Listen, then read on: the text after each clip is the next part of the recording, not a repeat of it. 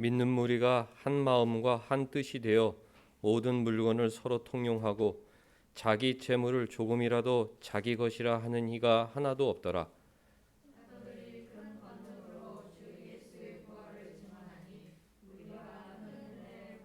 그 중에 가난한 사람이 없으니 이는 밭과 집 있는 자는 팔아 그 판 것의 값을 가져다가 사도들의 발 앞에 두매 그들이 각 사람의 필요를 따라 나누어 줌이라.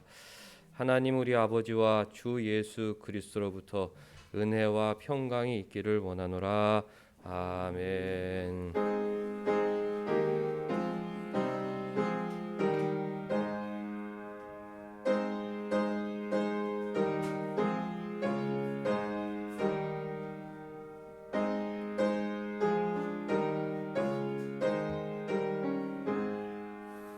만복의 근원한 하나님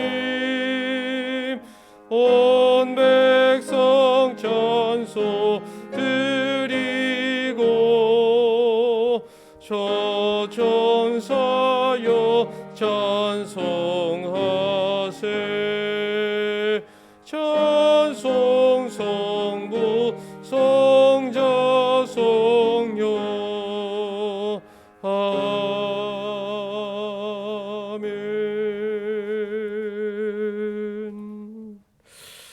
전능하사 천지를 만드신 하나님 아버지를 내가 믿사오며 그 외아들 우리 주 예수 그리스도를 믿사오니 이는 성령으로 잉태하사 동정녀 마리아에게 나시고 본디오 빌라도에게 고난을 받으사 십자가에 못 박혀 죽으시고 장사한 지 사흘 만에 죽은 자 가운데에서 다시 살아나시며 하늘에 오르사 전능하신 하나님 우편에 앉아 계시다가 저리로서 산 자와 죽은 자를 심판하러 오시리라. 성령을 믿사오며 거룩한 공회와 성도가 서로 교통하는 것과 죄를 사하여 주시는 것과 몸이 다시 사는 것과 영원히 사는 것을 믿사옵나이다. 아멘.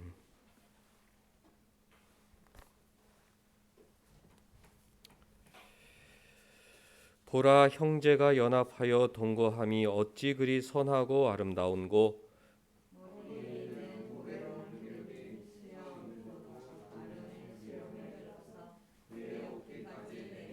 같이 헐몬에 있으리 시온의 산들에 내림 같도다. 거기서 여호와께서 복을 명령하셨나니 곧 영생이로다. 아멘.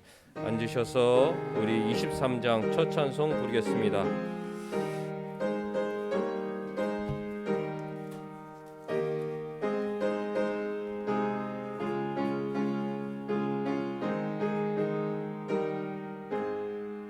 만입이 내게 있으면 그 입 다가지고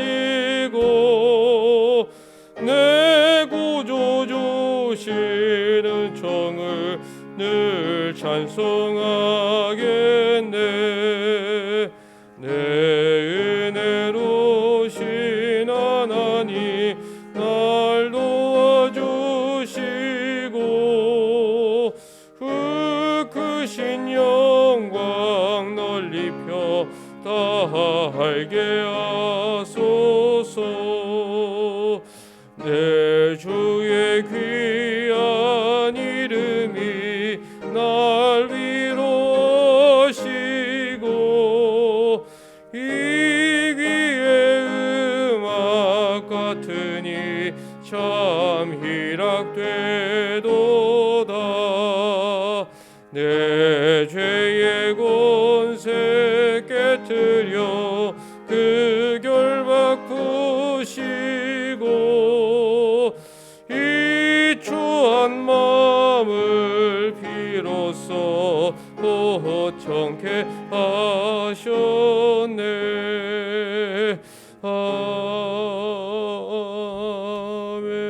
아멘. 한 주간 우리 삶을 돌아봅니다. 예수께서 부활하심으로 우리의 부활도 확증시켜 주셨고 세상 사는 동안 세파를 허락하시는 것은 그 영원한 안식을 바라보며 믿음의 길을 걷기를 원하시는 아버지의 마음이었는데, 한 주간 어려움 상황 가운데에서도 천국을 바라보면서 믿음 생활 잘 하고자 했는지 바라보는 시간 갖겠습니다.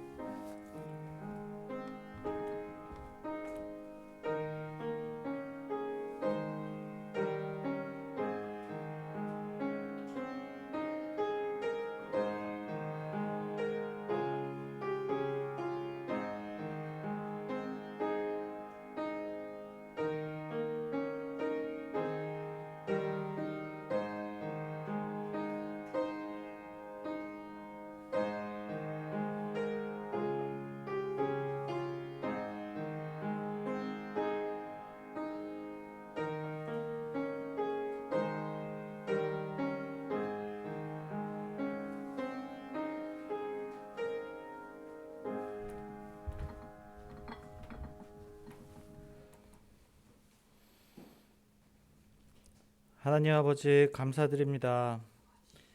땅에 온기를 주시고 푸름을 주시니 새 생명이 태어나고 또 녹음이 가득한 봄을 주셔서 하나님 감사드립니다. 하나님, 우리를 위해 독생자 예수 그리스도를 보내주시고 우리로 하여금 구원의 길로 인도하여 주심을 감사드립니다. 하나님의 그 뜻 우리 알 수 없지만 하나님 주신 말씀 잡고 살아갈 수 있도록 인도하여 주시옵소서.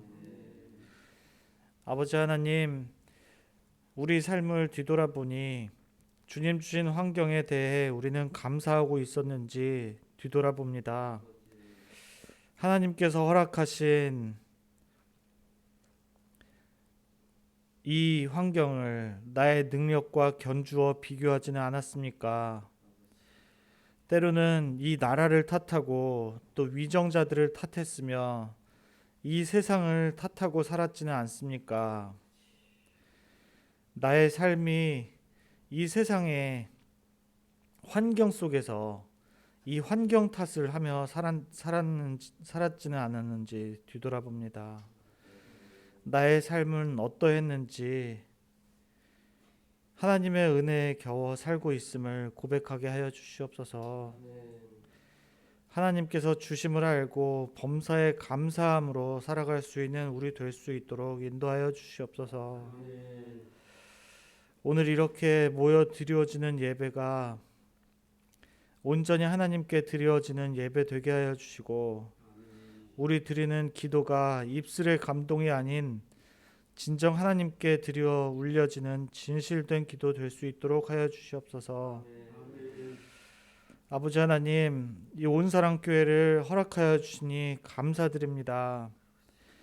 이렇게 모여 예배 드릴 수 있도록 하여 주심을 더욱더 감사드리고, 비록 많지 않은 인원 모이나 많은 사람이 모여 드려지는 예배보다 더욱 하나님 보시기에 기뻐하시는 예배 될 수 있도록 인도하여 주시옵소서. 하나님 아버지, 이 나라를 축복하여 주시고 주님의 말씀이 이렇게 전파되어 신앙생활 할 수 있어 이 신앙생활 하는데 아무런 제약 없는 이 환경에 감사드립니다. 믿음의 선조들로부터 이루어온 신앙의 토양을 하나님께서 축복하여 주셨으니 앞으로의 이 나라에서도 하나님 말씀 위에 반석처럼 굳건한 나라 이루어 주시옵고, 그를 위해 교회에서 자란 믿음의 씨앗들로 하여금 이 나라가 인도되어지는, 또 이 나라가 이루어지는 역사 이루어 주실 줄 믿습니다. 이를 위해 기도와 말씀으로 자녀 양육하는 우리 될 수 있도록 인도하여 주시옵고, 새 생명을 허락하신 주님, 하나님께서 주셨으니 주님을 찬양하고 경배하는 믿음의 자손 되도록 허락하여 주시옵소서. 태중에 있는 태아와 또 출산하게 될 그 모태의 강건함과 건강을 함께하여 주시옵고, 합당한 자녀 되도록 솔로몬과 같은 지혜 주시어 온사랑교회와 또 이 나라 속에 큰 일꾼 삼아 주시옵소서.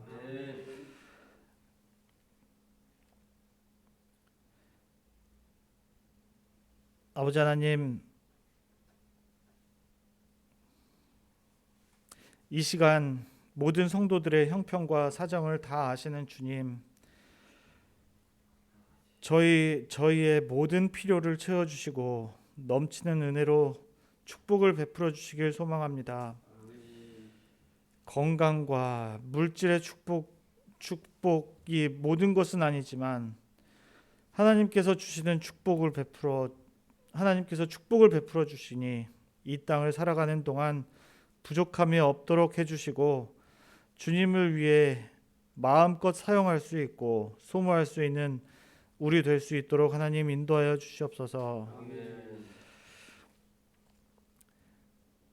이 나라와 이 민족을 긍휼히 여겨 주시옵고 나라를 위해 기도할 수 있는 우리 성도들 될 수 있도록 하여 주시옵소서. 이 온사랑교회와 함께하여 주시고 말씀 전해주시는 최영민 목사님과 그 가정을 축복하여 주시옵고 목사님의 사역에 한 뜻으로 향하는 가정 그리고 온사랑교회 되게 하여 주시옵소서. 아버지 하나님, 예배를 마치고 세상 속으로 돌아가는 성도들의 발걸음까지 함께하여 주실 줄 믿사오며 이 모든 말씀 예수님 이름으로 기도드렸습니다. 아멘.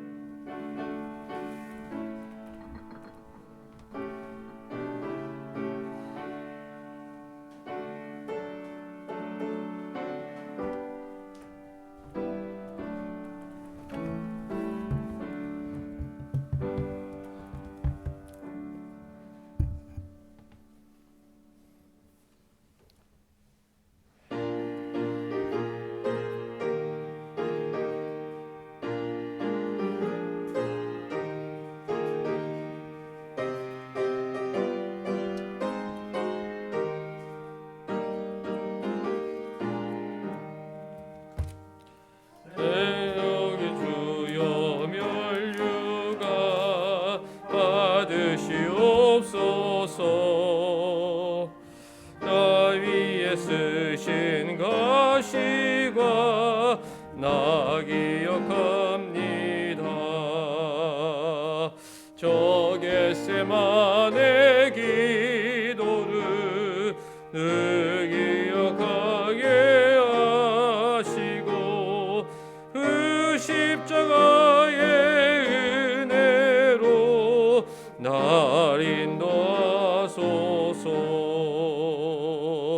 누셨던 무덤 내게도 보이시옵소서.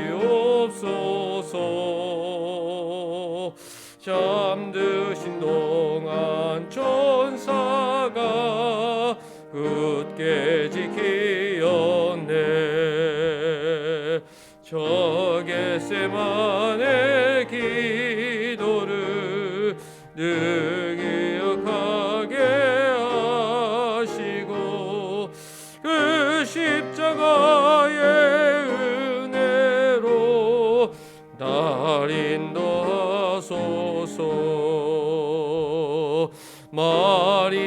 마리아처럼 새벽에 주께로 옵니다.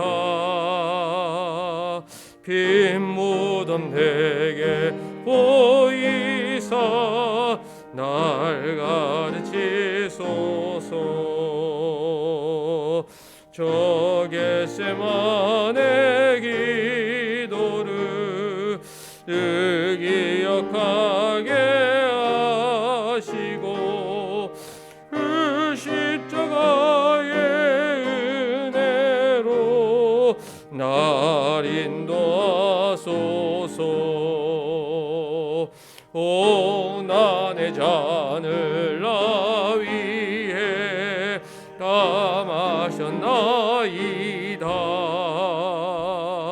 나도 늘 나의 십자가 감당케 하소서. 저 겟세마네 기도를 기억하게 하시고 그 십자가의 은혜로 날 인도하소서.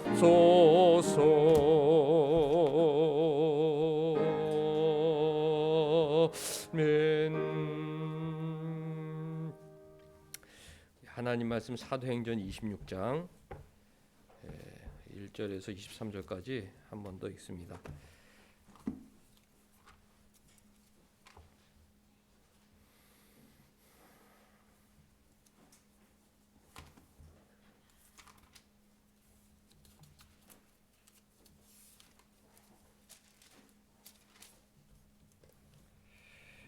사도행전 26장 1절에서 23절까지 한 절씩 있습니다. 아그리빠가 바울에게 이르되 너를 위하여 말하기를 내게 허락하노라 하니 이에 바울이 손을 들어 변명하되 아그리빠 왕이여 유대인이 고발하는 모든 일을 오늘 당신 앞에서 변명하게 된 것을 대인하나이다. 특히 당신이 유대인의 모든 풍속과 문제를 아심이니이다. 그러므로 내 말을 너그러이 들으시기를 바라나이다. 내가 처음부터 내 민족과 더불어 예루살렘에서 젊었을 때에 생활한 상황을 유대인들이 다 아는 바라. 일찍부터 나를 알았으니 그들이 증언하려 하면 내가 우리 종파의 가장 엄한 파를 따라 바리새인의 생활을 하였다 할 것이라. 이제도 여기 서서 신문 받는 것은 하나님이 우리 조상에게 약속하신 것을 바라는 까닭이니 이 약속은 우리 12지파가 밤낮으로 간절히 하나님을 받들어 섬김으로 얻기를 바라는 바인데 아그리빠 왕이요 이 소망으로 말미암아 내가 유대인들에게 고소를 당하는 것이니이다. 당신들은 하나님이 죽은 사람을 살리심을 어찌하여 못 믿을 것으로 여기나이까.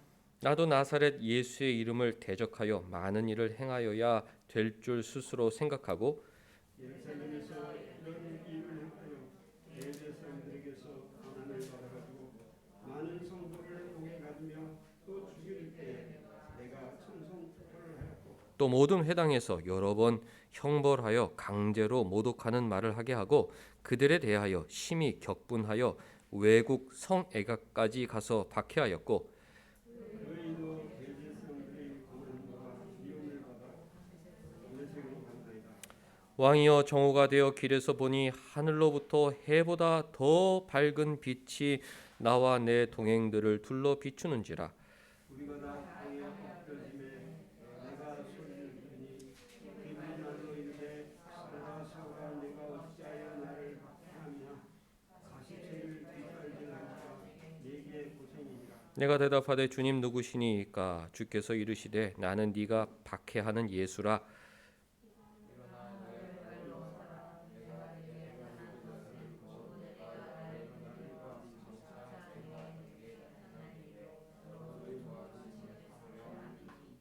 이스라엘과 이방인들에게서 내가 너를 구원하여 그들에게 보내어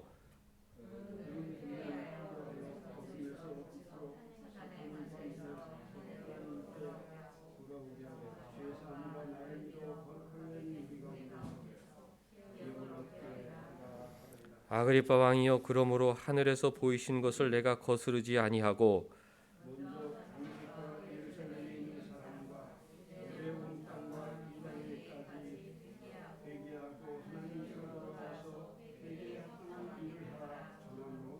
유대인들이 성전에서 나를 잡아 죽이고자 하였으나 하나님의 도우심을 받아 내가 오늘까지 서서 높고 낮은 사람 앞에서 증언하는 것은 선지자들과 모세가 반드시 되리라고 말한 것밖에 없으니 같이 곧 그리스도가 고난을 받으실 것과 죽은 자 가운데에서 먼저 다시 살아나사 이스라엘과 이방인들에게 빛을 전하시리라 함이니이다 하니라. 아멘.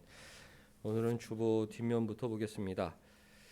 바울은 아그리빠 왕 앞에서 다섯 번째로 예수의 무죄와 자신의 무죄를 변명하였는데 그 변명의 결론은 세 가지였습니다. 선지자들과 모세가 반드시 되리라고 한 것, 그 예언한 세 가지는 무엇이라고 바울이 증언했습니까? 그런데 우리 정우가 한번 오늘은 먼저 해볼까요? 1번 맨 앞에 바울은 자기 말을 하지 않고 모세가 선지자가 반드시 되리라고 한 것, 구약 성경이 예언한 것, 그것을 전하였고 예수께서 그 구약 성경을 성취하셨다 이렇게 전하였는데 그 예언 세 가지는 무엇이었나? 우리 정우가 한번 읽어주시겠어요?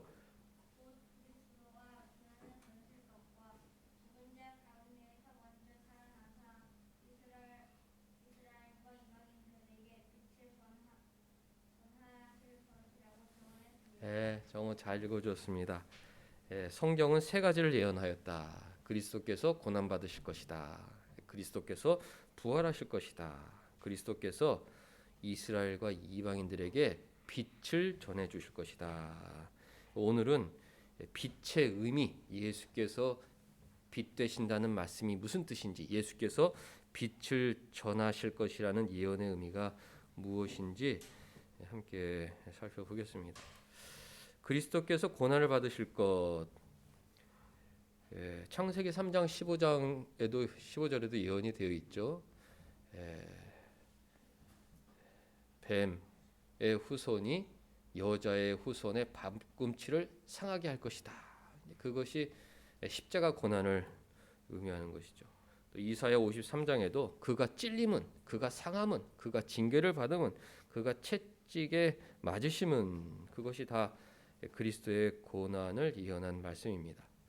예수 그리스도의 부활에 대해서도 구약 성경에 예언되어 있는데 역시 창세기 3장 15절 뱀의 후손은 여자의 후손의 발꿈치를 상하게 할 거지만 여자의 후손은 뱀의 머리를 상하게 함으로 죽음에서 부활하실 것이다 예언되어 있습니다.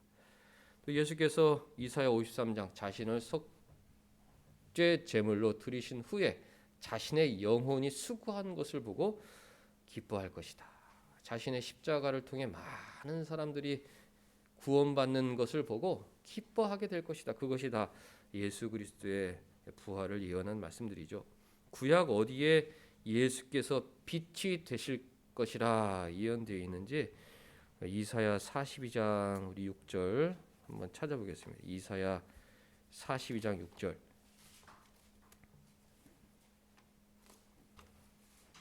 예수께서는 구약 성경의 예언을 다 이루신 분이시다.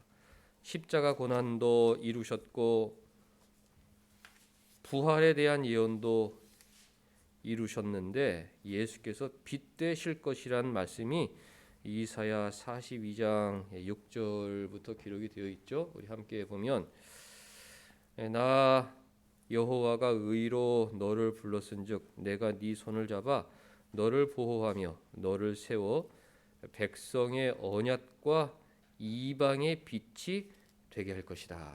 하나님은 언약의 하나님, 내가 너희 하나님이 되어주고 너는 내 백성이 될 것이다. 시내산에서도 짐승의 피를 언약의 피로 삼아 맹세해 주셨는데 그 언약을 그리스도를 통해서 이루어 주신다 약속하셨고 이방의 빛이 되게 할 것이라는 말씀도 예수를 통해 이루어 주신 것입니다. 네가 눈먼 자들의 눈을 밝히며 갇힌 자를 감옥에서 이끌어내며 흑암에 앉은 자를 감방에서 나오게 하리라. 죄악에 얽매였던 불쌍한 사람들을 하나님께서 다 구원해 주실 것이라는 약속이죠. 이 약속을 예수께서 이루어 주신 것입니다. 2번 부활하신 예수께서 다메섹 도상에서 바울에게 무엇이라고 말씀하셨습니까? 그런데 우리 정민이가 한번 2번 해주실까요?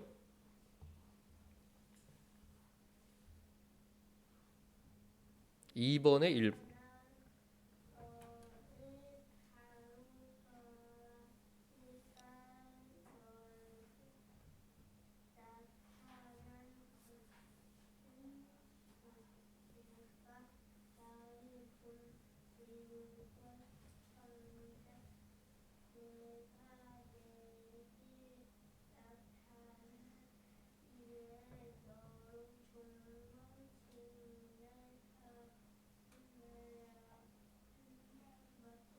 예, 잘 읽어주었어요. 긴데 잘 읽어주었습니다. 바울을 종과 증인으로 삼으려고 나타나셨다. 그렇게 말씀하셨죠. 네가 본 것, 부활하신 주님을 본 것, 그러니까 너는 부활의 증인이다. 내가 부활했다는 것을 이스라엘과 이방인들에게 증언해야 된다. 그 부활의 증인의 일꾼으로 내가 너를 세우고자 한다. 바울뿐만 아니라 예수께서는 우리도 부활의 증인으로, 부활의 증인의 일꾼으로 세우셨다는 것을 잊지 말아야 합니다. 사도행전 26장 13절 보면 정오에 해보다 더 밝은 빛이 나와 내 동행들을 둘러 비췄다. 정오의 태양은 가장 밝은 빛인데 그 태양빛보다 그 해보다 더 밝은 빛 가운데 예수께서 나타나셨다. 그 부활하신 예수를 증언하라고 명령하신 것입니다. 또 부활하신 예수께서는 다메섹 도상에서 바울에게 무엇이라고 말씀하셨습니까? 우리 민준이가 한번 2번 읽어주시겠어요? 3번은 우리 정한이가 하고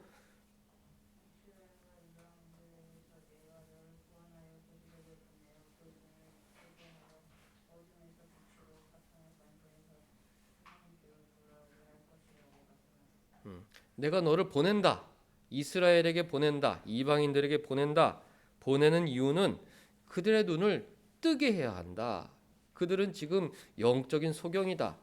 앞을 보지 못한다. 영적인 세계를 보지 못한다. 네가 가서 그들의 눈을 뜨게 해줘야 한다. 그리고 그들을 어둠에서 빛으로 옮겨야 한다. 어둠에서 앞 못 보고 사는 불쌍한 이스라엘 이방인들을 어둠에서 빛으로 옮겨야 한다. 사단의 권세에 죄짓고 사는 그 불쌍한 사람들을 하나님께로 돌아오게 해야 한다. 그 일을 위해서 내가 너를 부활의 증인 나의 일꾼으로 삼으려 한다. 말씀하신 것입니다. 사도 바울이 능력이 있어 이런 일을 하는 것이 아니죠. 사도 바울이 무슨 능력이 있어서 사람들의 눈을 뜨게 해주고 그들을 어둠에서 빛으로 돌아오게 해주고 사단의 권세에서 하나님께로 돌아오게 하는 것이 아니라 예수를 전하면 예수가 빛이시기 때문에 예수 안에 능력이 있기 때문에 예수의 부활을 전하면 그 예수의 부활을 통해서 사람들이 눈을 뜨고 어둠에서 빛으로 옮겨지게 되고 사단의 권세에서 하나님께로 돌아오게 되는 것이죠. 빛 대신 예수께 능력이 있기 때문에 그 예수를 전하면 그 예수가 전파되는 곳마다 빛이 비춰주고 어둠에서 빛으로 사단의 권세에서 하나님께로 돌아오는 역사가 일어나게 되는 것입니다. 이번에 3번 우리 정한이가 마지막 부활하신 예수께서 다메섹 도상에서 바울에게 무엇이라고 말씀하셨습니까?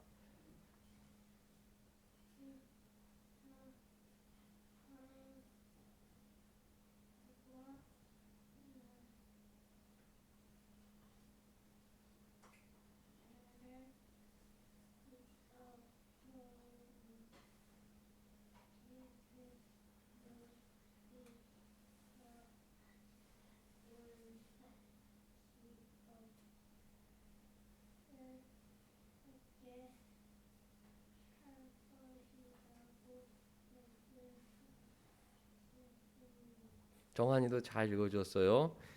작은 것인데 또박또박 잘 읽어주었습니다. 죄사함과 나를 믿어 거룩하게 된 무리 성도들이죠. 죄사함 받은 성도들, 죄사함 받은 성도들이 기업을 얻도록 너를 사용할 것이다. 기업이라는 것은 영생, 천국, 부활 이런 영적인 축복을 함축적으로 의미하는 말씀인데요. 너를 통해서 네가 예수를 전함으로 말미암아 죄사함 받은 성도들이 천국을 기업으로 영생을 유산으로 받게 하려 한다. 그렇게 말씀하신 것입니다. 사도 바울이 예수를 전함으로 이스라엘과 이방인들은 영적인 복을 받게 되었다. 예수께서 빛을 전해 주심으로 우리는 무슨 유익을 얻게 되었습니까? 마음속에 새기고 또 저녁에 가족들하고 또 신앙의 대화가 있으면 좋겠는데요. 예수께서 빛을 전해 주심으로 우리는 어둠과 빛을 구별할 수 있게 되었죠. 어둠과 빛을 구별할 수 있게 되었다. 예수께서는 진리의 빛이시다. 세상의 빛이시다. 세상의 빛을 비춰주심으로 빛과 어둠을 극명하게 갈라주신 분이요. 무엇이 거짓인지 무엇이 진실인지 깨닫게 해주신 분이십니다. 성도들에게 교회에게 너희는 세상의 빛이다. 산 위의 동네가 숨기지 못할 것이다. 빛이 비춰지면 저 높인 산에 잘 보이는 동네도 숨을 수가 없다는 것입니다. 밤이면 높은 곳에 있는 마을도 깜깜하기 때문에 어디에 마을이 있는 거야 알 수가 없는데 빛이 비춰지면 높은 산 속에 있는 마을도 숨김없이 다 드러나게 된다. 있는 그대로 다 드러날 수밖에 없다. 흰 것은 희게, 검은 것은 검게 드러날 수밖에 없다.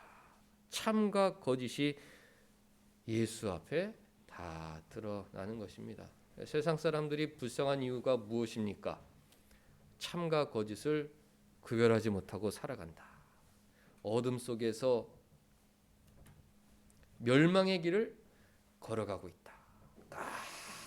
깜깜하기 때문에 바로 앞에 천길 낭떠러지가 있는 줄도 모르고 그 길을 향해 걸어가고 있다. 빛이 비춰지면 아이 큰일 날 뻔했구나. 한 걸음만 더 내딛었다가는 저 낭떠러지에 떨어질 뻔했구나. 참과 거짓을 구별하게 해주는 진리의 빛이 바로 예수시다. 예수 앞에는 다 드러나게 되는 것입니다. 바리새인들 의로운 척했지만 그들의 위선이 다 드러났습니다. 대제사장 유대 나라의 최고 권력자 가장 경건한 사람처럼 보였지만 예수 앞에서 그가 가장 거짓말장이었다는 것이 드러나고 말았죠. 예수는 참과 거짓을 드러내 주시는 분이요. 우리에게 무엇이 참인지 무엇이 거짓인지 알려주시는 분이시다. 내 눈으로 세상을 바라보면 어떻게 살아야 하는지 어디로 가야 하는지 무엇이 행복인지 알 수 없기 때문에 사람들 가는 길을 따라 걸을 수밖에 없습니다. 예수의 눈으로 보면 저 길은 멸망길이구나. 저 길을 따라 걸었다가는 틀림없이 슬픔과 후회밖에 없겠구나. 나는 예수를 따라서 이 생명의 길, 천국의 길, 구원의 길로 걸어가야 한다. 저곳에 나의 행복이 있다. 보니까 많은 성도들이 그 길을 따라가고 있는 것을 보면서 나는 저 성도의 무리에 동참하여 주님을 향한 천국의 길을 걸어가야겠다. 그런 것을 깨닫게 되는 것입니다. 요한복음 3장 19절 보겠습니다. 요한복음 3장 19절.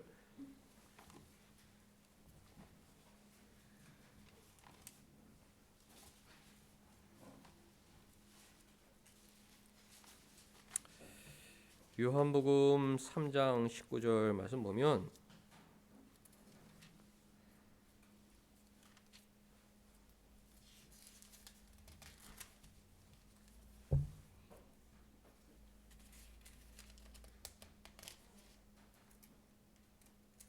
유대인들이 예수님 앞에 나오지 않은 이유가 기록이 되어 있습니다. 정죄는 이것이니 곧 빛이 세상에 왔으되 사람들이 자기 행위가 악함으로 빛보다 어둠을 더 사랑하는 것이다. 악을 행하는 자마다 빛을 미워하여 빛으로 오지 아니하나니 이는 그 행위가 드러날까 함이요. 예수께서 오심으로 빛과 어둠이 구별되었습니다. 사람들이 빛으로 나와야 하는데 빛으로 오지 않습니다. 그 악한 길을 계속 걸어가죠. 왜? 그 빛보다 어둠, 죄악된 생활을 더 사랑하기 때문에 그것을 버리고 싶은 마음이 없는 것입니다. 그리고 그 악한 행위가 드러날까 봐 그동안 자신의 인생이 거짓이요, 부정이요, 남에게 피해를 주는 악한 삶이었다는 것이 드러날까 봐 빛으로 나오지 못하고 그 멸망의 길을 걸어가고 있다. 예수 앞에서는 다 드러나게 되는 것입니다. 바리새인들의 죄악도, 대제사장의 죄악도, 이 세상의 모든 악인들의 죄악도, 오늘날 나라를 이끌어가는 정치가 사회 지도자들의 죄악도 성경 앞에, 예수 앞에서는 다 드러날 수밖에 없다. 그들이 예수 앞에 나오지 않는 이유는 이 성경이 가르치는 진리보다 자신들 마음속에 있는 탐욕을 더 사랑하기 때문이요. 예수 앞에 나왔다가는 그 전에 자신들의 인생을 다 부정하는 꼴이 되기 때문에 나오지 못하고 있는 것입니다. 예수께서 빛 되어 주셔서 우리에게 주시는 유익은 무엇인가? 어둠과 빛을 구별할 수 있게 해주셨다. 그리고 어둠에서 나와 바른 길, 구원의 길, 천국의 길, 참 기쁜 길을 걷게 해주셨다. 방에서 뭐가 어디 있어? 찾아봐. 어두워서 찾을 수가 없어. 도대체 어디 있는 거야? 불을 탁 켜면 거봐, 여기 있었잖아. 내 말이 맞았잖아. 어두울 때는 누구의 말이 맞는지 모릅니다. 저기 있을 거야, 여기 있을 거야, 이게 맞을 거야. 불을 탁 켜면 그냥 거봐, 내 말이 맞았잖아. 여기 있었잖아. 이 세상에 얼마나 다툼과 소동이 많습니까? 뭐 이런 이론이 맞다, 저런 이론이 맞다. 뭐 동성애가 맞고 뭐가 맞다. 예수께서 하신 말씀을 보면 다 잠잠할 수밖에 없는 것이죠. 이것이 진리였구나. 부모에게 효도하는 것, 이것이 인생의 가장 큰 진리구나. 음란한 성생활, 동성애, 이거는 하나님께서 가장 멸시하는 것이로구나. 사람은 이렇게 살아야 하는구나. 감목을박해봐야 소용이 없죠. 예수 앞에 나와야 하는 것입니다. 성경 앞에 나와야 합니다. 그래야 참과 거짓을 구별하고 바른 길을 걸어갈 수 있게 되죠.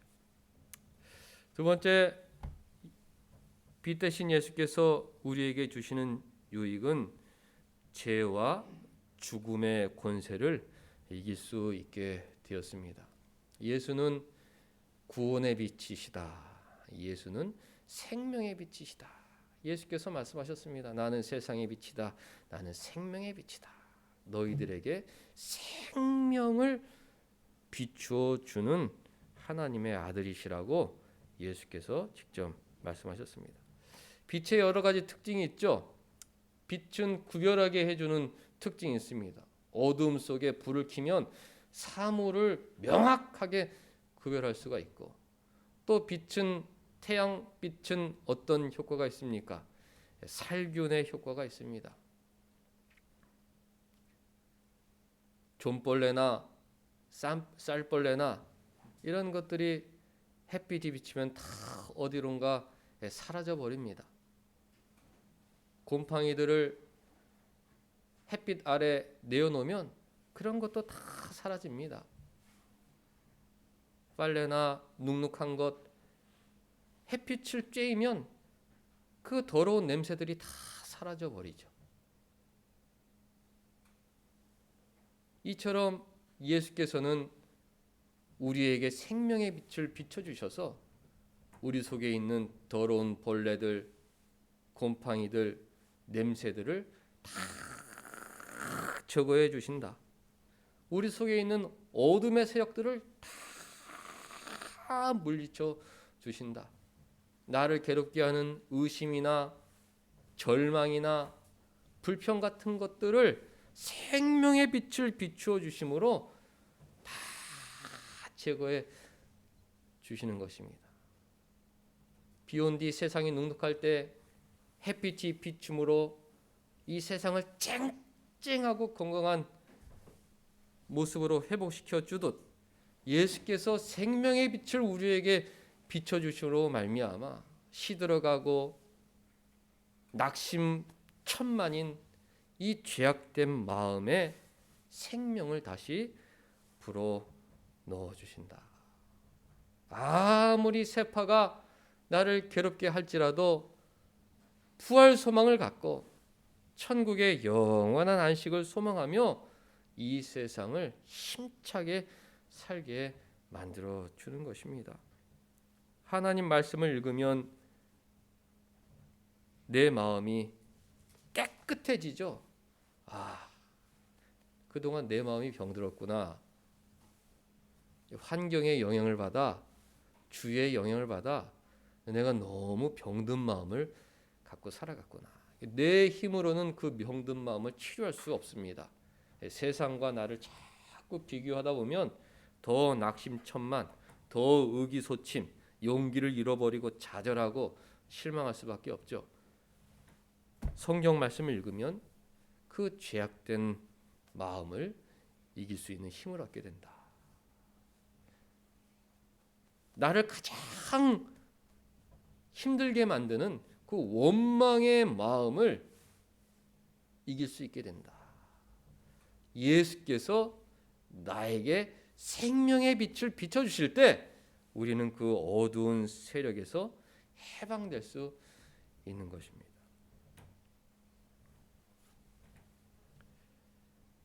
예수께서 빛 되심으로 우리가 얻을 수 있는 유익은 천국의 기쁨을 누리며 살아가게 되죠.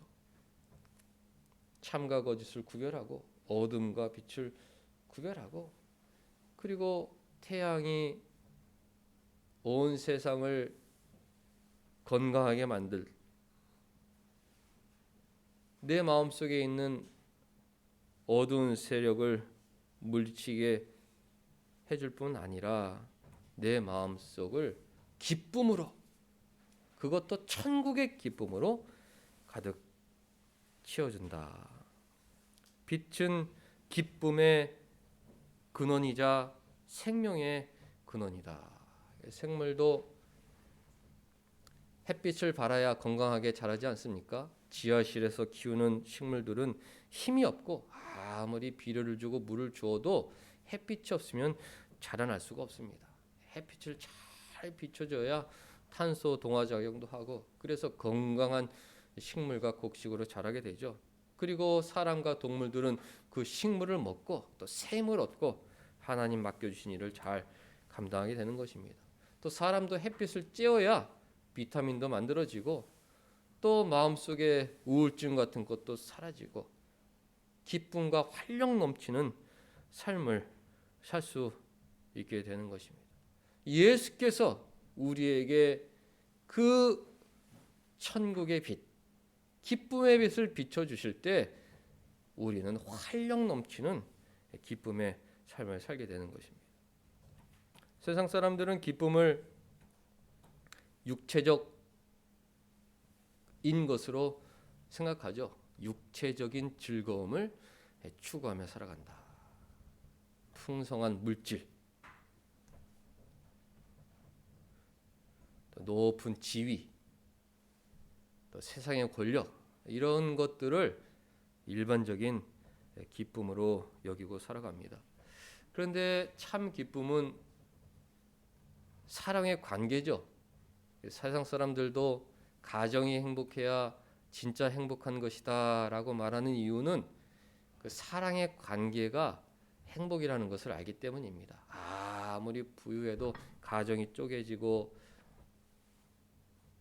가족들 간에 대화가 단절되고 마음이 맞지 않고 다툼이 많고, 그러면 아무리 부유할지라도 행복하지 못하다. 우리가 그렇게 생각하지 않습니까?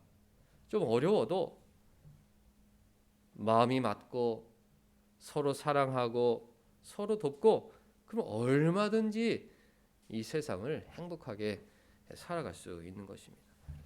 근데 사랑의 관계 중에 핵심은 어떤 관계입니까? 바로 하나님과 나의 관계다.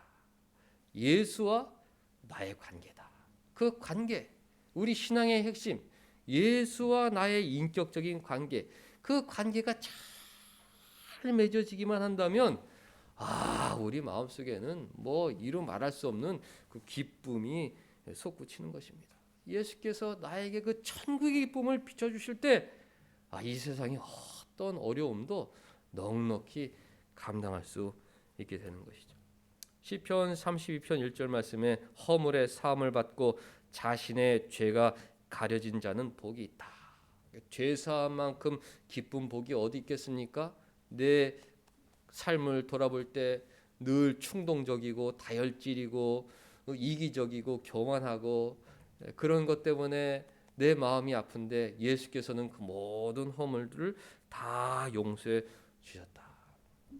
예수께서 정오에 해보다 더 밝은 빛 가운데 사도 바울 앞에 나타나셔서 내가 너를 나의 일꾼 나의 종으로 삼으려 하는데 너는 죄사함을 얻은 거룩한 무리 가운데 기업을 얻게 하도록 너를 선택했다. 죄사함을 얻은 거룩한 무리, 이 죄사함보다 더 기쁜 게 어디겠습니까? 그 죄사함이라는 자체가 기쁜 것이 아니라 그 죄사함을 통해서 하나님과의 사랑의 관계가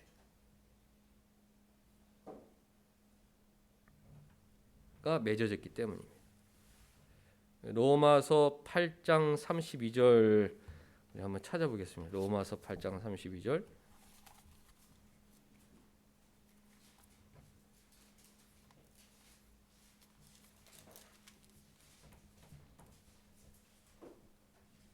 자기 아들을 아끼지 아니하시고 우리 모든 사람을 위하여 내주시니가 어찌 그 아들과 함께 모든 것을 우리에게 주시지 아니하겠느냐. 죄사함이라는 것은 하나님께서 예수 그리스도를 내어주심으로 우리가 얻게 된 유익인데 성경을 통해 약속해 주시기를 아들을 내어주시니가 그 아들과 함께 모든 것을 우리에게 주시지 않겠느냐. 인격적 관계가 맺어지면 이런 확신을 갖고 세상을 살아가게 되는 것입니다. 하나님께서는 모든 것을 주신다. 아들도 주셨는데 우리에게 천국도 주셨는데 우리에게 영생을 주셨는데 우리에게 모든 것을 주신다. 이런 믿음, 관계가 맺어지면 그 마음속에는 참 기쁨이 살아날 수밖에 없는 것이죠. 35절 누가 우리를 그리스도의 사랑에서 끊으리요 환난이나 공고나 박해나 기근이나 적신이나 위험이나 칼이랴. 37절 그러나 이 모든 일에 우리를 사랑하시는 이로 말미암아 우리가 넉넉히 이기느니라. 어떤 어려움을 만나도 예수께서 나를 사랑하신다. 그 믿음으로 넉넉히 세상을 이기고 기쁨으로 살아갈 수 있는 것입니다. 예수께서 그런 천국의 빛, 기쁨의 빛을 우리에게 비춰주셨다. 38절 내가 확신하노니 사망이나 생명이나 천사들이나 권세자들이나 현재일이나 장래일이나 능력이나 높음이나 기쁨이나 다른 어떤 피조물이라도 우리를 우리 주 그리스도 예수 안에 있는 하나님의 사랑에서 끊을 수 없다. 그 어떤 것도 하나님 사랑에서 나를 끊을 수가 없다. 그 믿음, 제사함을 근거로 한 그 믿음이 나의 가장 큰 기쁨이다. 그것이 모든 성도의 고백가 아니겠습니까? 마지막으로 한 절 찾아오면 히브리서 12장 2절 말씀. 히브리서 12장 2절 말씀.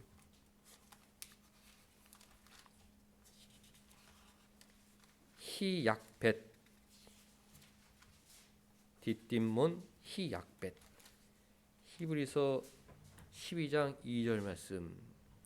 기쁨 중에 기쁨은 무엇인가? 예수께서는 어떤 기쁨을 갖고 살아가시느냐? 믿음의 주요 또 온전하게 하시는 이인 예수를 바라보자. 우리는 늘 예수만 바라보고 살아야 하죠. 그는 그 앞에 있는 기쁨을 위하여 십자가를 참으셨다.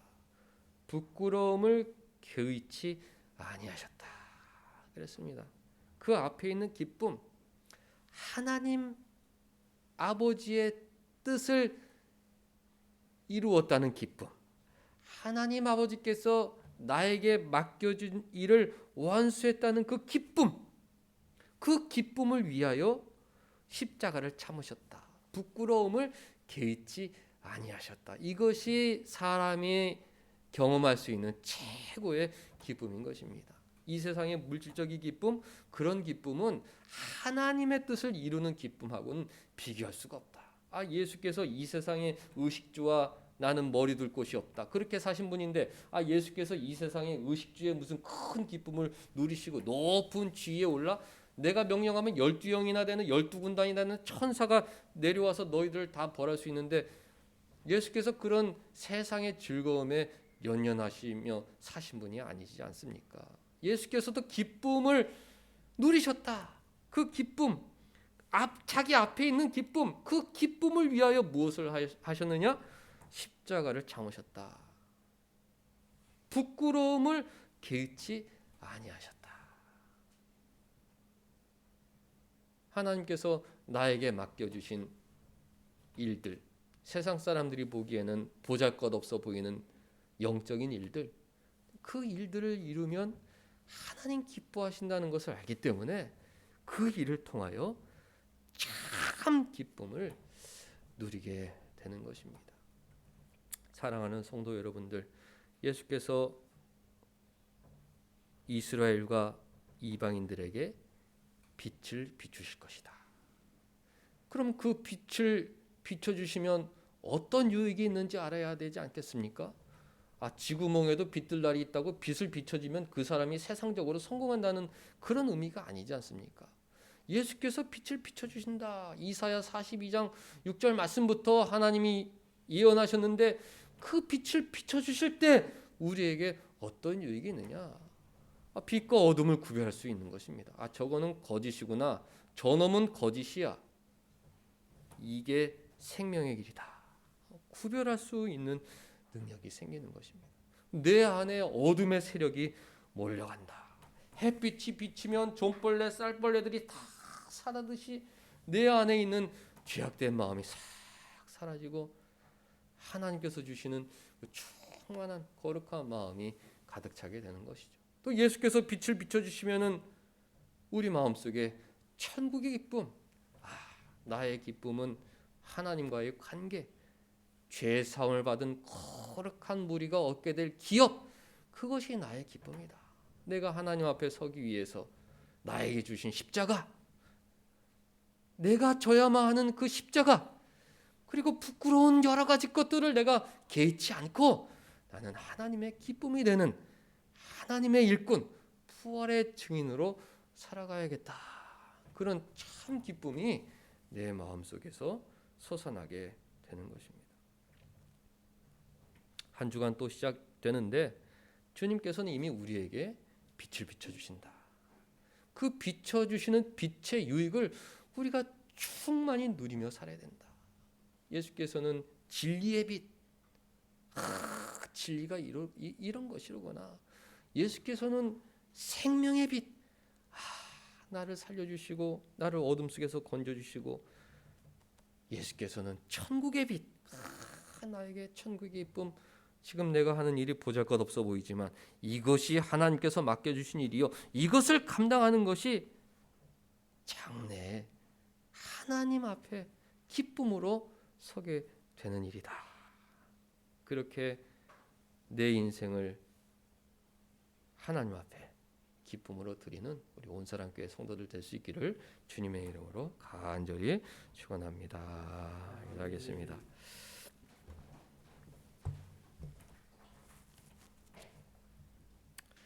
하나님 아버지, 부활하신 주님께서 우리 마음속에 생명의 빛을 비춰주심으로 참과 거짓을 구별하며 살 수 있게 해주셨고, 내 마음속에 있는 어둠의 세력을 물리치게 해주셨고, 또 예수와 인격적 관계를 맺으며 예수께서 나에게 부탁하신 그 일을 행하는 것을 천국의 기쁨으로 살게 해주셨사오니 이런 기쁨을 누리며 살아가는 온사랑교회 모든 성도들 되게 하여 주시옵소서.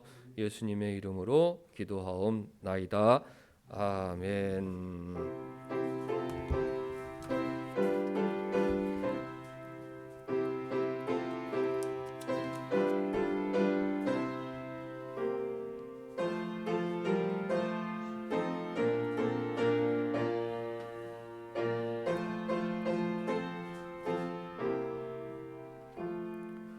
온 세상이 어두워 캄캄하나 이 세상에 비춘 예수, 주 예수의 영광이 햇빛 같아 이 세상에 비춘 예수, 이 빛으로 다 나오라. 밝은 그 빛 날 비춰주어 어둡던 눈 곧 밝았도다. 이 세상에 비춘 예수, 주 예수를 믿으면 어둠 없네. 이 세상에 비춘 예수, 그 말씀을 따라서 살아가리. 이 세상에 비춘 예수, 이 빛으로 떠나오라. 밝은 그 빛 날 비춰주어 어둡던 눈 곧 밝았도다.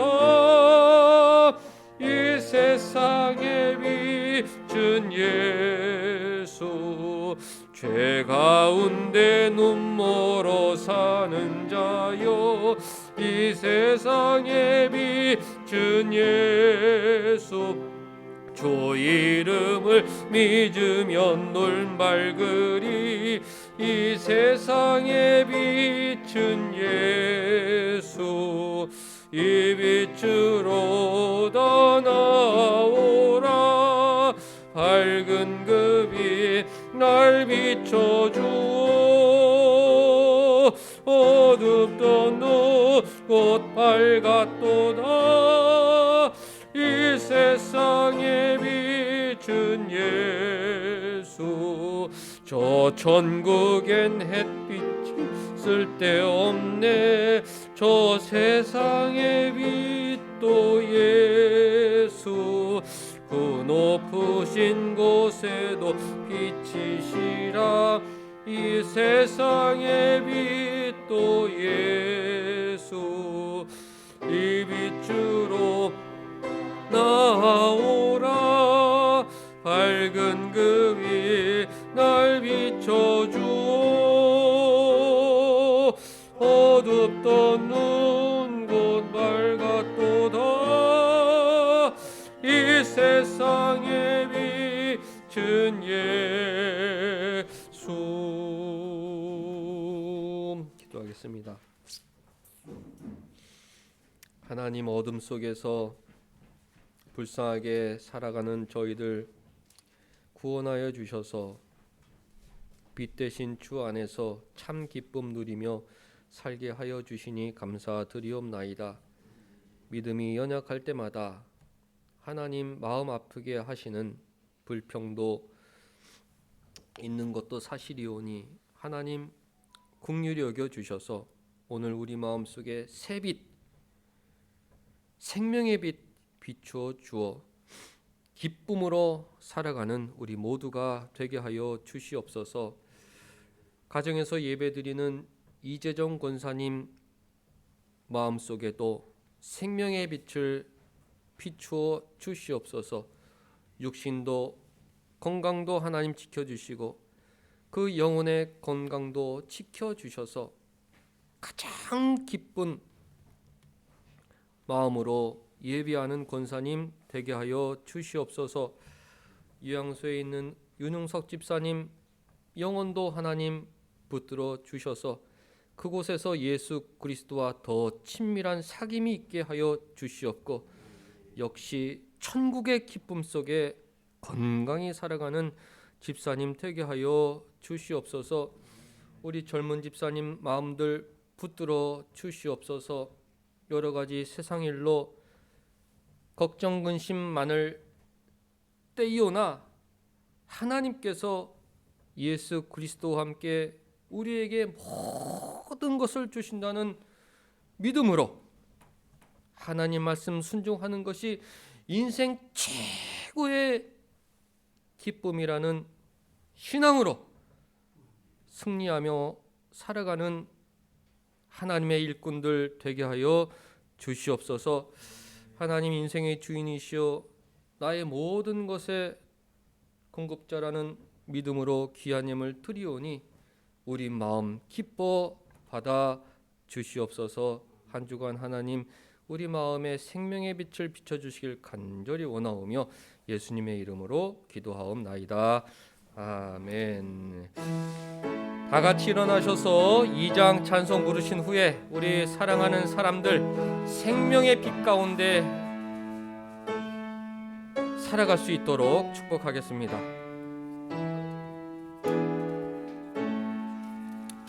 성부 성자 성령께 찬송과 영광 돌려보내세. 태초로 지금까지 또 영원 무궁토록 성삼위께 영광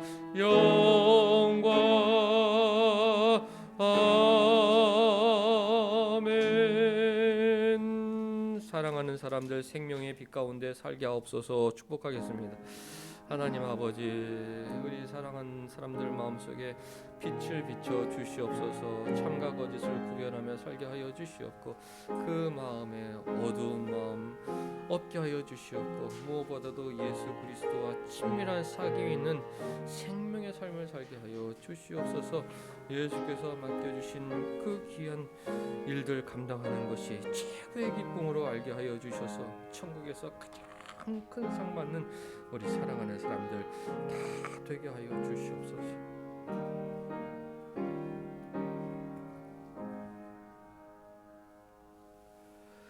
주 예수 그리스도의 은혜와 하나님의 사랑과 성령의 교통하심이 너희 무리와 함께 있을지어다. 아멘.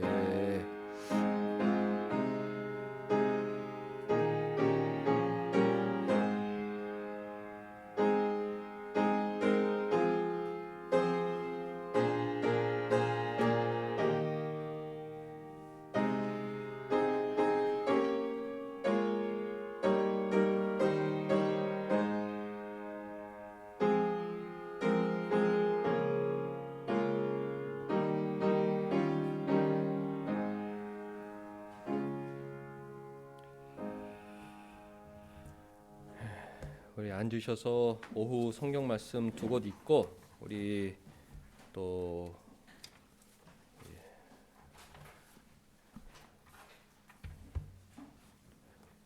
신조 잠깐 읽고 헤어지겠습니다. 요한일서 1장 1절 희약벳 요유게, 그렇죠? 희약벳 요유게, 희약벳 요한일서 1장 1절부터 2장 1절까지 우리 한 절씩 읽겠습니다. 태초부터 있는 생명의 말씀에 관하여는 우리가 들은 바요 눈으로 본 바요 자세히 보고 우리 손으로 만진 바라.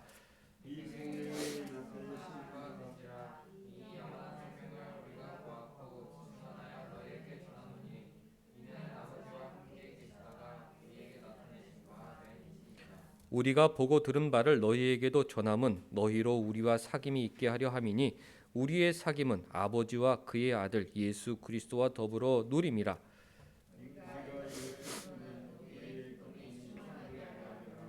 우리가 그에게서 듣고 너희에게 전하는 소식은 이것이니 곧 하나님은 빛이시라 그에게는 어둠이 조금도 없으시다는 것이니라.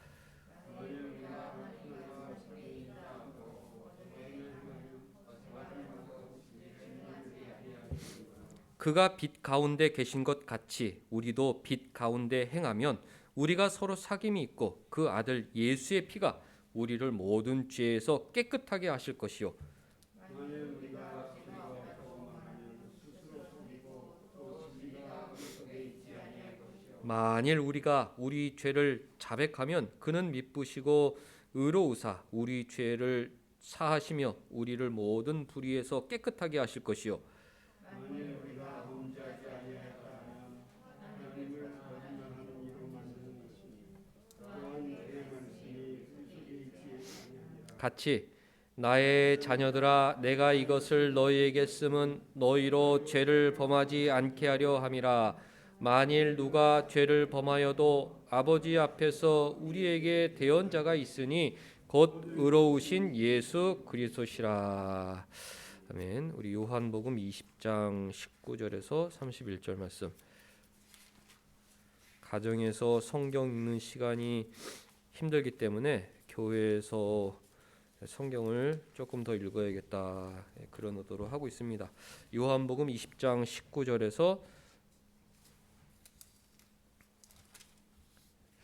31절까지. 이날 곧 안식 후 첫날 저녁 때에 제자들이 유대인들을 두려워하여 모인 곳에 문들을 닫았더니 예수께서 오사 가운데 서서 이르시되 너희에게 평강이 있을지어다.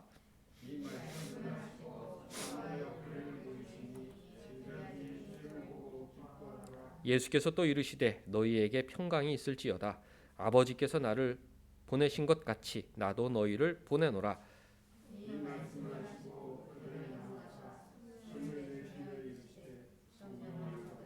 너희가 누구의 죄든지 사하면 사하여질 것이요 누구의 죄든지 그대로 두면 그대로 있으리라 하시니라.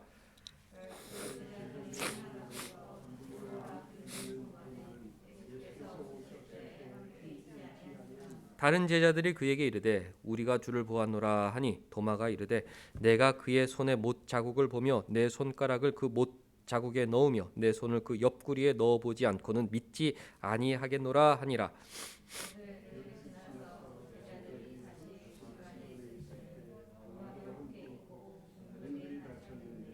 예수께서 오사 가운데 서서 이르시되 너희에게 평강이 있을지어다 하시고 도마에게 이르시되 네 손가락을 이리 내밀어 내 손을 보고 네 손을 내밀어 내 옆구리에 넣어보라. 그리하여 믿음 없는 자가 되지 말고 믿는 자가 되라.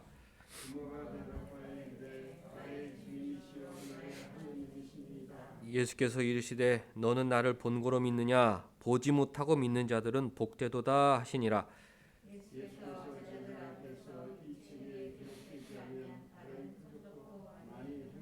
같이 오직 이것을 기록함은 너희로 예수께서 하나님의 아들 그리스도이심을 믿게 하려 함이요 또 너희로 믿고 그 이름을 힘입어 생명을 얻게 하려 함이니라. 아멘. 자, 우리 유인물 보겠습니다. 지난 시간에 서론 교리는 진리의 요약이고 또 이단 때문에 만들어졌고 교회 회개를 통해 만들어졌다. 그런 이야기들을 좀 생각해 보았는데요.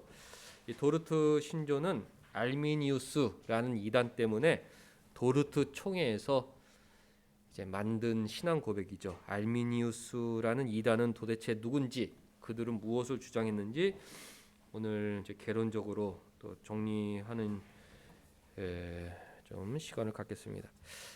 자, 알미니안 사상과 도르트 총회 5개조 항의서의 이단 사상 46명 읽습니다. 자, 시작.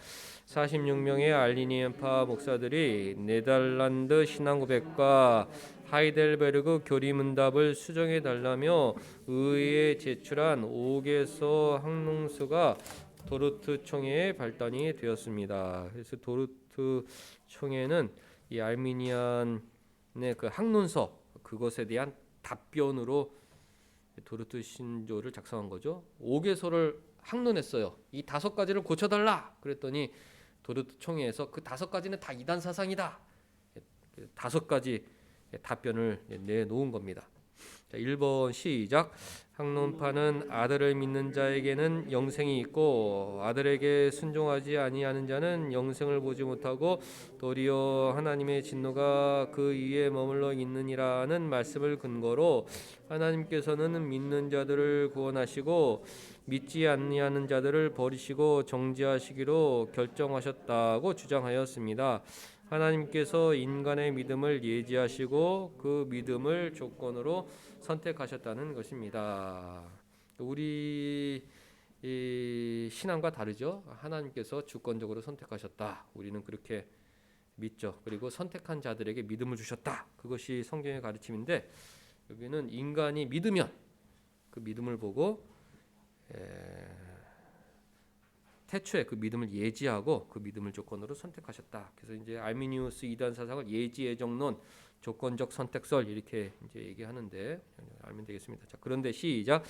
그런데 요한복음 3장 36절의 말씀의 목적은 믿음의 결과를 알려주는 데 있지 믿음의 기원에 대해 알려주는 것이 아닙니다. 성경은 믿음의 기원은 인간의 선택이 아니라 하나님의 선물이라고 분명하게 가르칩니다. 하나님께서는 기쁘신 뜻대로 선택된 자들에게 믿음을 주시고 그 믿음을 통해 영생을 주십니다. 하나님의 선택은 무조건적입니다. 그래서 항론파는 조건적 선택설을 주장했고 도르트 신조에서는 아니 성경은 무조건적 선택을 가르친다. 하나님께서 낳기도 전에 선을 행하기도 전에 그 사람을 선택하시고 그 사람에게 믿음을 주어 구원에 이르게 하신다. 하나님의 선택은 무조건적이다. 가르쳤습니다. 자, 2번 읽습니다. 자, 시작. 항론파는 그는 우리 죄를 위한 화목제물이니 우리만 위할 뿐 아니요 온 세상의 죄를 위함이시라의 말씀을 근거로 예수께서 모든 사람과 각 사람을 위해 죽으셨다는 보편 속죄론을 주장하였습니다. 그런데 예수께서 모든 사람을 위해 죽으셨다면 왜 모든 사람이 구원받지 못할까? 하나님의 조건적인 선택과 예정을 부인하는 항론파는 믿음은 인간의 선택이기 때문이라 주장합니다. 그러니까 이제 생명의 떡을 온 세상에 다 뿌렸다는 거예요. 야, 주워 먹고 싶은 사람 주워 먹어라. 그래서 왜 누구는 구원받고 누구는 구원받지 못하냐? 그러니까 주워 먹고 싶은 사람은 구원받고 먹기 싫은 사람은 구원받지 못하는 것이다. 그렇게 주장했는데 성경과 다른 내용이죠. 왜냐하면 하나님께서는 선택해서 그 사람 마음속에 믿음을 주어서 구원에 이르게 하는데 뭐 인간이 뭐 무슨 선택하고 이런 거는 전혀 해당되지 않죠. 모든 사람을 위해서 죽으셨다. 뭐 그런 얘기가 보기 좋지만 그러나 그 이면에는 하나님의 예정과 선택을 부인하는 사상이 들어 있습니다. 자, 오른쪽 이처럼 시작.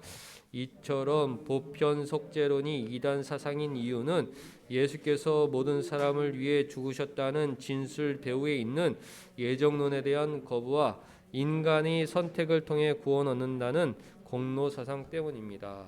모든 사람을 위해서 죽으셨다 말은 그럴싸하지만 그 결론은 뭔데? 그렇기 때문에 내가 선택해서 구원을 얻어야 돼.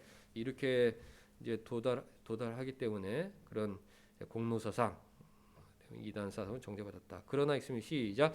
그러나 예수께서는 모든 사람이 아니라 내 양을 위하여 목숨을 버리노라라고 말씀하셨습니다. 요한 1서 2장 2절에 온 세상의 죄란 현지의 수신자들과 지리적으로 민족적으로 연대적으로 구별되는 선택받은 모든 사람들의 죄를 뜻합니다. 너희만 아니라 온 세상의 죄 그렇게 되어 있거든요. 그러니까 너희만 아니라 온 세상의 죄. 온 세상의 죄는 뭐냐? 모든 사람이 죄냐? 그게 아니라 너희만 아니라 지리적이나 민족적이나 시대적으로 구별되는 모든 택한 사람들의 죄를 위해서 예수께서 죽으셨다. 이렇게 이제 생각한 거죠. 3번 있습니다. 자, 시작. 항론파는 부패한 인간은 구원하는 믿음에 대한 생각도 원함도 행함도 없기 때문에 거듭남과 지정의의 새롭게 됨이 필요하다고 했습니다. 그러나 결국 인간의 선택에 근거한 믿음을 주장하기 때문에 전적 부패와는 다른 개념입니다. 하나님의 은혜가 필요하다. 인간은 부패했다. 그렇게 말하면서 그래도 믿음은 인간이 선택해야 한다. 그렇게 주장했기 때문에 성경이 가르치는 전적 부패와는 다른 개념이죠. 그러니까 알미니아는 니네는 부분 부패야. 성경은 전적 부패야. 그렇게 이제 결론을 내는 것입니다. 니네는 아무리 말을 그럴싸하게 하지만 결국은 인간이 선택해야 된다는 거 아니야. 부패한 인간이 선택해도 구원받을 수 있다는 거 아니야. 그러니까 니네는 성경이 말하는 전적 부패와는 달라. 이렇게 이단으로 정죄한 것입니다. 자, 4번 읽습니다. 자, 시작. 학론파는 성령을 거스르는 유대인들을 근거로 하나님의 은혜는 불가항력적이 아니다라고 주장했습니다. 그러나 예수께서는 아버지께서 내게 주시는 자들은 다 내게로 올 것이요라고 말씀하셨습니다. 아버지께서 예수를 통해 구원하고자 하시는 자들은 다 예수께로 나올 수밖에 없다. 하나님을 거스를 수가 없다. 하나님께서 선택한 자들은 다 예수 앞에 나올 수밖에 없다. 유대인들은 자 시작. 유대인들은 성령의 뜻을 거슬렸던 것이지 성령을 통한 구원의 은혜를 거슬렀던 것이 아니었습니다. 그 누구도 주권적인 하나님의 은혜를 거절할 수 없었습니다. 성령의 뜻, 예수 믿는 것이 성령의 뜻인데 그 뜻을 반대했던 것이지 그 성령이 주시는 은혜를 거절한 건 아니었죠. 알미니아는 가항적 은혜, 도르트 신조는 아니 불가항력적이야. 하나님의 은혜는 그 누구도 거절할 수 없어. 불가항력적 은혜로 결론 내렸습니다. 5번 시작. 학론파는 예수께서 그들을 내 손에서 빼앗을 자가 없느니라 하고 하셨지만 그래도 은혜를 무시할 수도 있는지 성경을 통해 정확히 조사해야 한다고 주장하였습니다.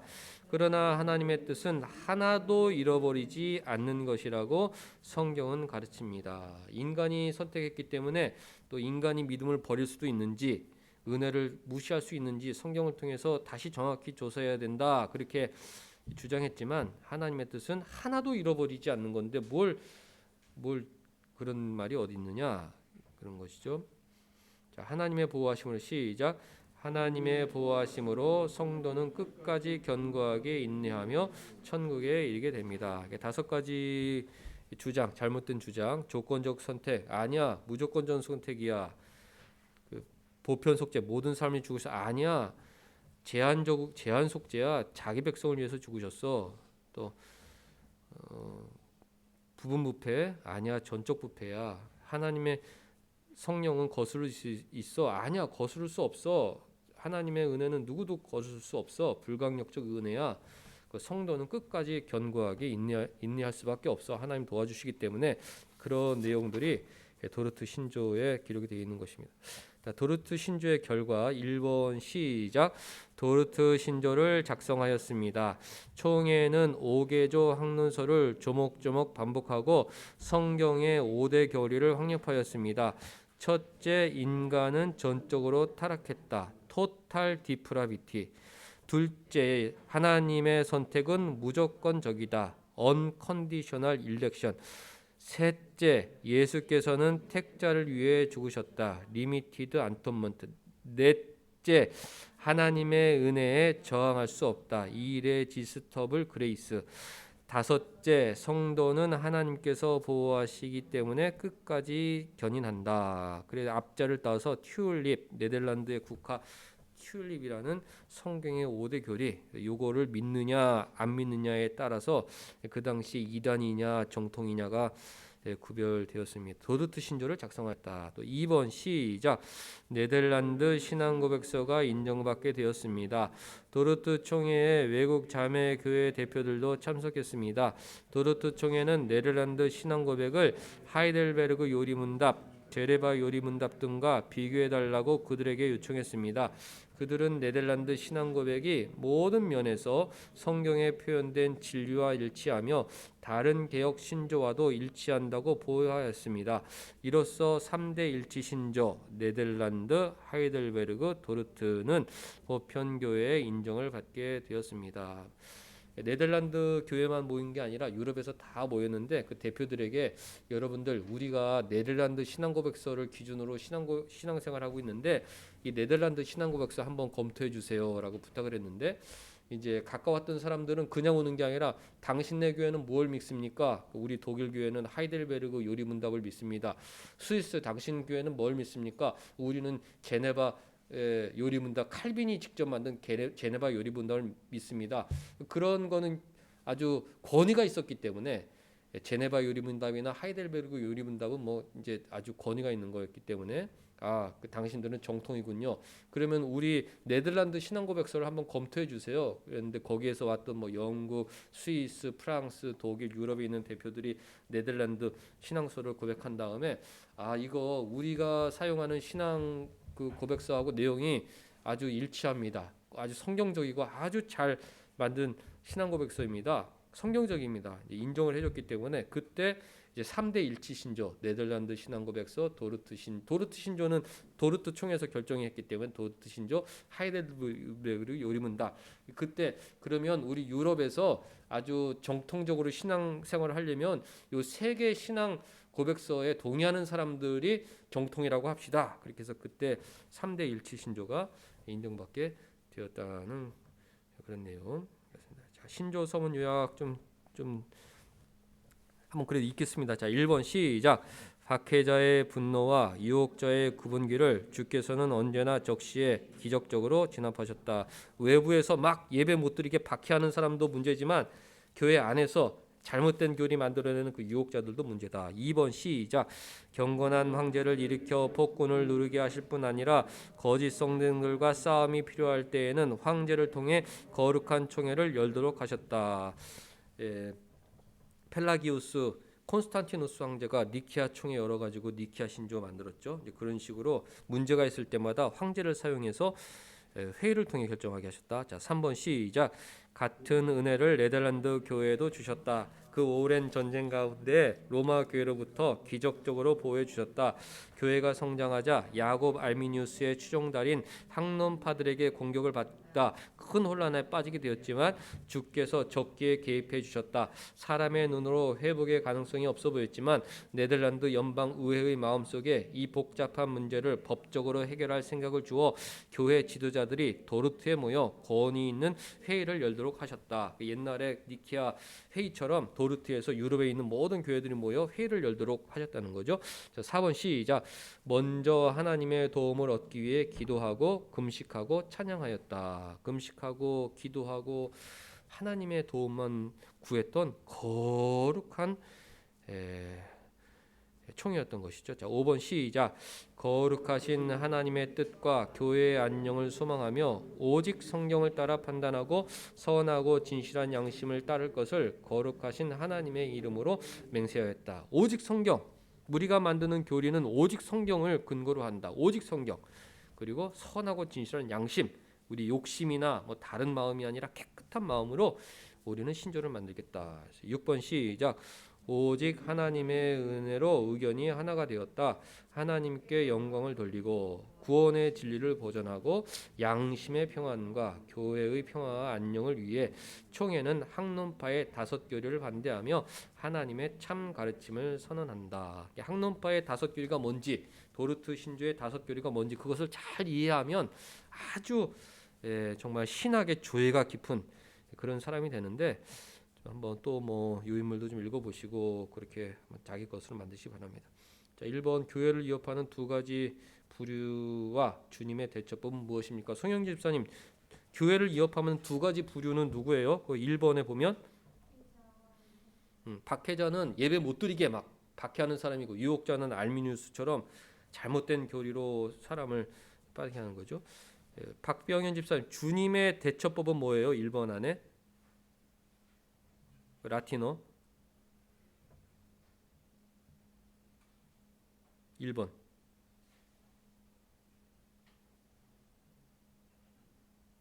일본에 있는 라틴어.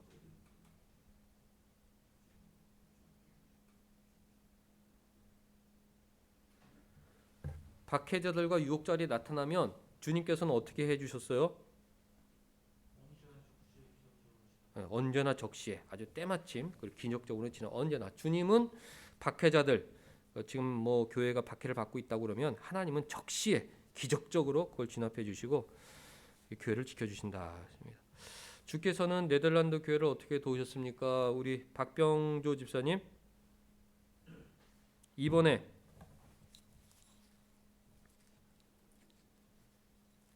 네덜란드 교회가 문제가 있을 때 어떻게 도와주셨어요?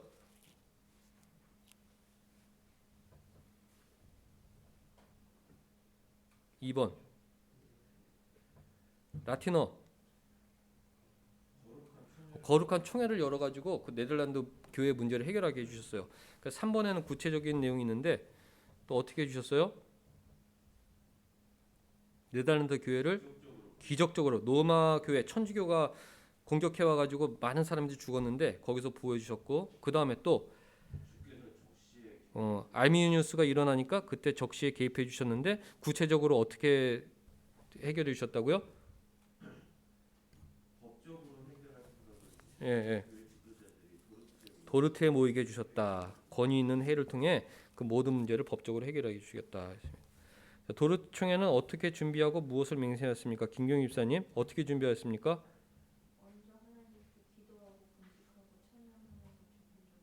그리고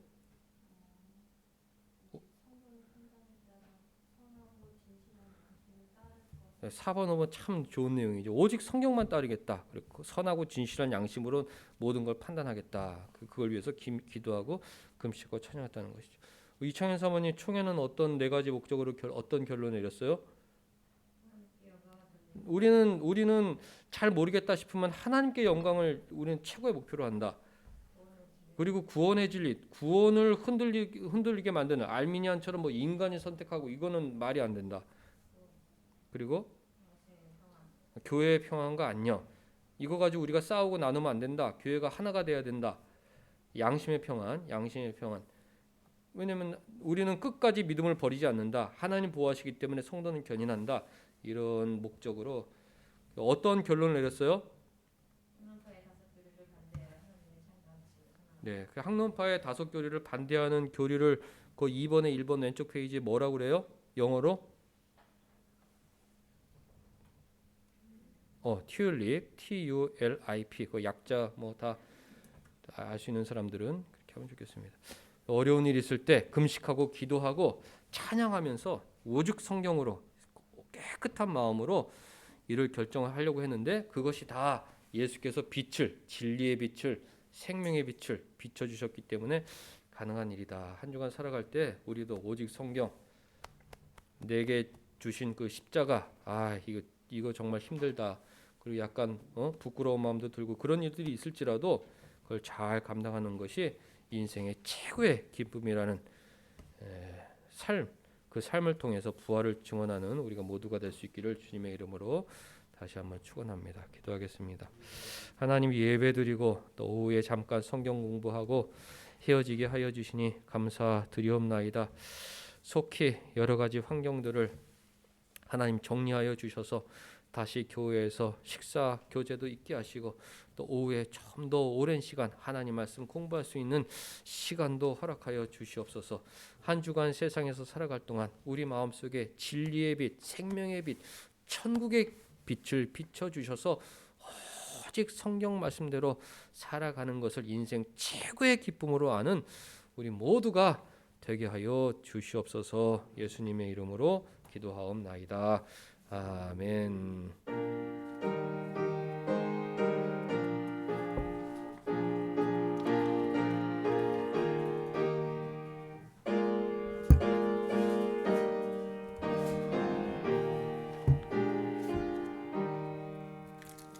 성부 성자와 성령 영원히 영광 받으옵소서.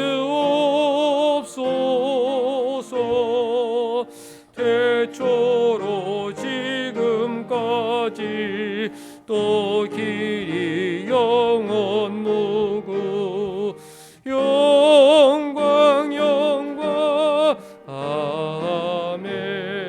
아멘. 주기도문으로 마칩니다. 하늘에 계신 우리 아버지여, 이름이 거룩히 여김을 받으시오며 나라가 임하시오며 뜻이 하늘에서 이루어진 것 같이 땅에서도 이루어지이다. 오늘 우리에게 일용할 양식을 주시옵고 우리가 우리에게 죄 지은 자를 사하여 준 것 같이 우리의 죄를 사하여 주시옵고 우리를 시험에 들게 하지 마시옵고 다만 악에서 구하시옵소서. 나라와 권세와 영광이 아버지께 영원히 있사옵나이다. 아멘.